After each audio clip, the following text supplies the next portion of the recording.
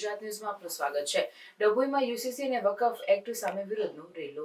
ગુજરાત સરકાર ગુજરાતમાં યુસીસી લાગુ કરવા એક સમિતિ બનાવવામાં આવી છે અને મોદી સરકાર દ્વારા વકફ એક્ટ 2025ને સંસદના બંને ગૃહોમાં મંજૂર કરાવી લીધું છે, જે હાલમાં સુપ્રીમ કોર્ટમાં ટ્રાયલમાં છે। ગુજરાત સરકાર દ્વારા યુસીસીના કાયદોને લાગુ કરવા તૈયારી કરી છે, જેમાં મુસ્લિમ સમાજના શરિયત કાનૂન સહિત અનેક વિડંબનાઓ આવી શકે છે અને જેને લઈ ડભોઈ મુસ્લિમ સમાજ એક બેનર નીચે આવી કડિયાવાડથી મૌન રેલી સ્વરૂપે નીકળી ટાવર થઈ સેવા સદન પહોંચી હતી અને યુસીસી અને વકફ એક્ટ 2025નો મુસ્લિમ સમાજની સહીઓ સાથે આવેદનપત્ર આપી સરકારની વિનંતી કરાઈ છે કે યુસીસીને લાગુ કરવામાં ન આવે, કેમ કે ભારતમાં અનેકતામાં એકતા અને દેશમાં વિવિધ ધર્મોને માનનારા લોકો રહે છે। ભારતીય બંધારણમાં લોકોને પોતાનો ધર્મ પાળવાના બંધારણીય અધિકાર આપવામાં આવેલ છે। બંધારણની અન્ય જોગવાઈઓને કારણે મૂળભૂત અધિકારો છીનવાઈ ન જાય કે અધિકારોનું હનન ન થાય એ જોવાની જવાબદારી સરકારની છે। ગુજરાત સરકાર બંધારણના આર્ટિકલ 44ના બહાને ધાર્મિક સ્વતંત્રતા ઉપર તરાપ મારી રહેલ છે, ધાર્મિક સ્વતંત્રતા છીનવાની કાર્યવાહી કરી રહેલ છે તથા વિશેષ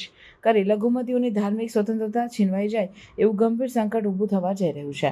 યુસીસીના અમલથી કુરાન અને શરિયતનું આચરણ કરવાની મનાઈ થશે। ગુજરાતમાં યુસીસી લાગુ કરવાથી બંધારણના અનુચ્છેદ 14, 15, 19, 25, 26 અને 29નું સ્પષ્ટ ઉલ્લંઘન થાય છે।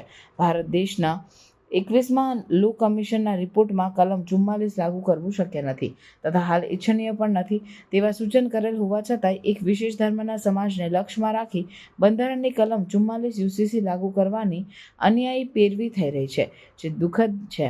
જો સરકાર યુસીસી લાગુ કરશે તો ગાંધી ચિંધ્યા માર્ગે આંદોલન કરવાની ફરજ પડશે એમ પણ જણાવાયું છે। ડભોઈના મુસ્લિમ સમાજ દ્વારા રેલીના સમયે પોતાના ધંધા કારોબાર બંધ રાખી એકતા દર્શાવી હતી। કડિયાવાડથી શરૂ થયેલ રેલી જેમ જેમ આગળ વધતી હતી એમ લોકો જોડાઈ રહ્યા હતા। રેલીમાં હૈયું દબાઈ એટલે મુસ્લિમો ઉમટી પડ્યા હતા અને મૌન ધારણ કરી રેલીની સમાપ્તિ સેવા સદન ખાતે કરવામાં આવી હતી। આવનાર સમયમાં યુસીસી લાગુ થશે, મુસ્લિમ સમાજને ભારે આપદા પડશે એ નક્કી છે। સરકાર યુસીસીનો અમલ સ્થગિત કરે એ સમયની માંગ છે। રિપોર્ટર નઝીર શેખ સાથે આરિફ સૈયદ।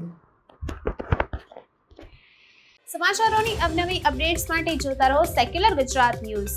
સાથે સેક્યુલર ગુજરાત ન્યૂઝ ચેનલને લાઇક, શેર અને સબસ્ક્રાઇબ કરો અને બેલ આઇકોન દબાવીને સમાચારોની ઝડપી માહિતી મેળવો।